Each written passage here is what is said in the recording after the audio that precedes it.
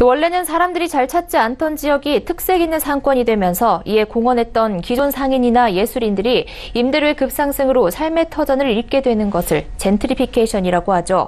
최근 서촌에서 가게 월세를 4배 이상 올리지 않으면 나가달라는 건물주의 요구에 임차인이 망치를 휘둘렀습니다.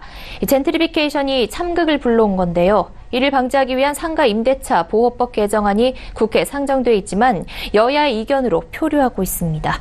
고현정 기자의 보도입니다.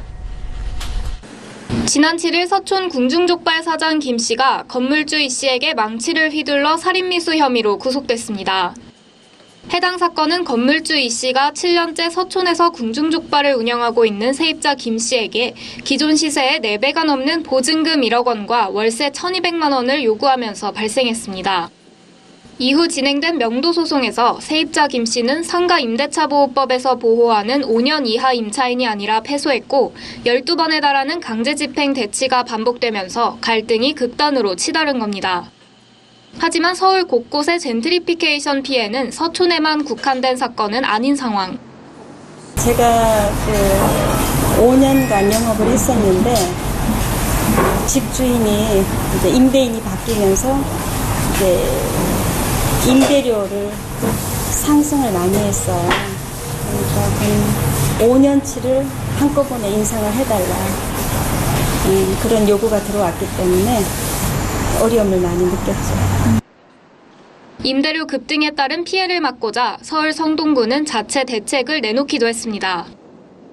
서울의 이제 신촌이나 이대 이런 데 가로수길 이런 데서는 임대료가 가파르게 이제 상승을 해서 공실률이 굉장히 많이 높습니다.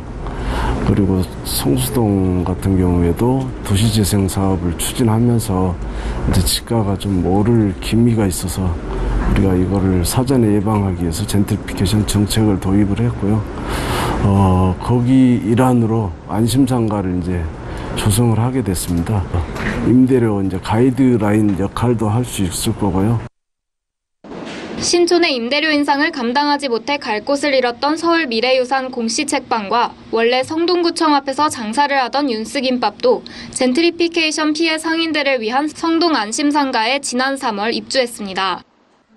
하지만 이전에 자리 잡았던 곳만큼 잘 갖춰진 상권과 인프라까지 마련해주기엔 한계가 있는 것은 사실.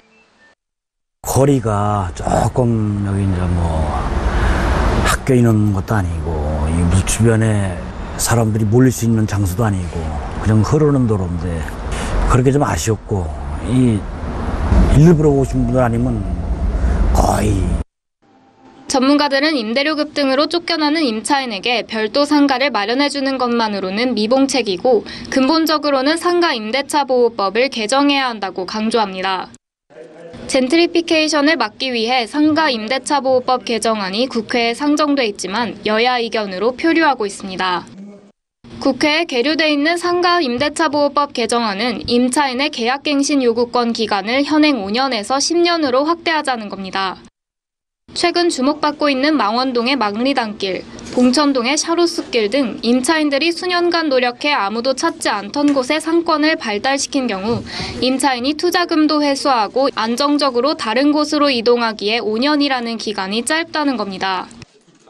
상가 임대차 보호법 개정안은 4개인데 법제사법위원회 문턱을 넘지 못하고 있으며 홍익표 의원 발의안의 경우 2년 넘게 계류 중입니다. 4개안 중에서 가장 최근에 발의된 이현주 의원 대표 발의안의 경우 차임 또는 보증금의 증액 비율을 청구 당시에 차임 또는 보증금의 5%를 초과하지 못하도록 하고 분쟁 조정을 위한 위원회를 설치하자는 내용도 포함하고 있습니다.